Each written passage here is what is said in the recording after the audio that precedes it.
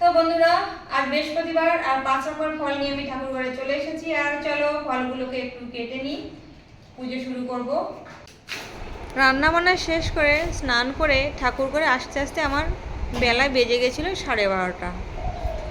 তো আমি এসে দেখি আমার মা প্রত্যেক বৃহস্পতিবারের মতোই আজকেও ঠাকুরঘর পরিষ্কার করে রেখেছে। আর এই দেখো ঝাঁ চকচকে করেও বাসনগুলো পরিষ্কার করে রেখেছে।